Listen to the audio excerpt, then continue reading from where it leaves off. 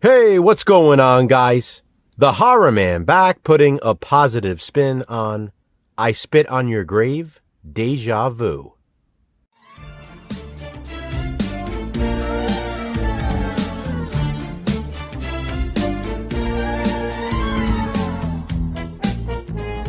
Released in 2019, I Spit on Your Grave, Deja Vu is the fifth film in the I Spit on Your Grave franchise, but it's actually a direct sequel to the original. For those of you bad at math, that's 41 years in between the two films. Since Jason and I had to watch this for franchise frenzy anyway, we decided to kill two birds with one stone. I Spit on Your Grave, Deja Vu has an IMDb score of 2.4 out of 10. Obviously, people do not like this one.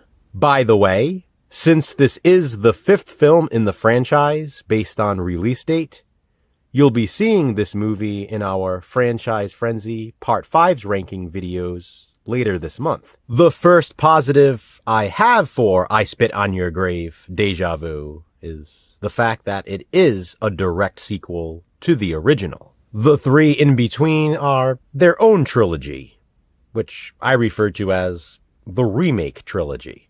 This is the only true sequel to the 1978 original. I also like that right on the cover of the Blu-ray it says, a.k.a. Day of the Woman, Deja Vu, since Day of the Woman was an alternate title of I Spit on Your Grave. Now, as you know, positive spin is a way for Jason and I to give positive reviews for universally hated films. The thing is, we usually end up liking most of the movies we discuss in this series. Every now and then, though, we do come across some that we don't necessarily enjoy. I Spit on Your Grave, Deja Vu is, unfortunately, an example of one of those. Now, don't mistake what I'm saying. I don't hate this film. I just don't necessarily like it. With that being said, there are things that I do like about it. Hence, the positive spin. So, let me get into those now. In addition to Deja Vu being a direct sequel to the original and having the alternate title, here are my other positives for this sequel. I think it's really cool that the original director came back to write and direct this one. Prior to this, he had only made I Spit on Your Grave and Don't Mess with My Sister. Decades later, he finally made Deja Vu while he was in his 80s. Regardless of whether I enjoy the film or not, that's pretty impressive. It's also really cool that Camille Keaton reprised her role as Jennifer Hills in Deja Vu. She was also the ex-wife of the director, by the way, so that must have been interesting. It's good that the two were able to work together once again. Apparently, Camille Keaton tried for years to get him to make a follow-up. Well, she finally got her wish with Deja Vu. At this point, I should mention that there will be spoilers in this video, because it's nearly impossible to mention a few positives without spoiling things. Please continue at your own risk. I Spit on Your Grave, Deja Vu has an approximate runtime of 2 hours and 28 minutes. While that is certainly not a positive for me, I will put a positive spin on the runtime. Being so long, it allowed opportunity for more positives. I also think the long runtime is the biggest detriment to the film. Had this been much shorter, I think I would have enjoyed it a whole lot more, because it has a lot of potential. I like the concept. The storyline of Deja Vu is a positive. All these years after the events of the first film, Jennifer Hills has an adult daughter of her own. She's a famous model, and she is beautiful. I actually think she could pass as her daughter as well, so the good casting is a positive. Jennifer has also recently written a book titled I Spit on Your Graves. It's basically an autobiography chronicling her traumatic past. That definitely seems plausible, so that's another positive.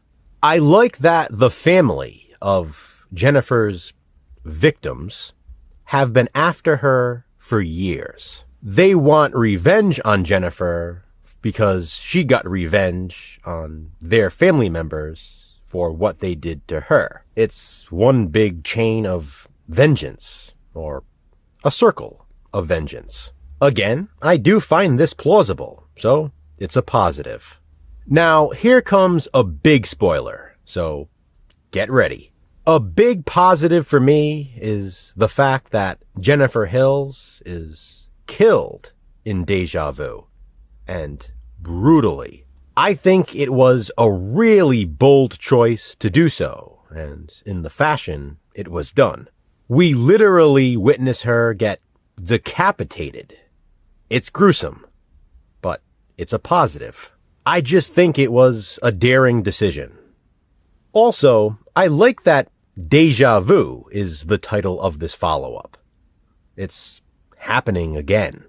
This time, though, as you might have guessed, it's to Jennifer's daughter. Another big positive is the full frontal nudity as she walks around stark naked for a good amount of time. I mean, I know the circumstances aren't positive, but it's hard to deny she's nice to look at. We get some good close-up shots of everything. Say what you will, but it's definitely a positive. I like the father mystery elements of the film, and that one I won't spoil for you. That part definitely kept me interested. I wanted to find out the reveal. The villains are super unlikable, which is another positive, because they should be unlikable. I love the scenes in the cemetery, and this is the first I Spit on Your Grave movie to actually feature a scene of someone spitting on a grave. The cinematography is surprisingly beautiful in this, so that's another positive. The kills are brutal and bloody, and oh so satisfying. And speaking of kills, I like the foreshadowing of Jennifer's death earlier in the film. I Spit on Your Grave, Deja Vu is not a movie I see myself revisiting, which is sort of ironic because of the title, Deja Vu. I do, however, recommend checking it out once if you are a fan of the original. Who knows, maybe you'll really enjoy it if you can get through the nearly 2.5-hour runtime. Regardless, there are plenty of positives to be found. Of course, you don't have to agree. This is just my positive spin. Please be sure to check out Jason's video to hear his. Have you seen I Spit on Your Grave, Deja Vu? If so, what do you think of it? Comment below and let me know. Where will it rank among Part 5s? Find out later this month during Franchise Frenzy. To which hated movie will Jason and I next give a positive spin? Check back soon to find out. Until then, remember, physical media matters. Thanks for watching, guys. Hit that thumbs up and be kind. Subscribe.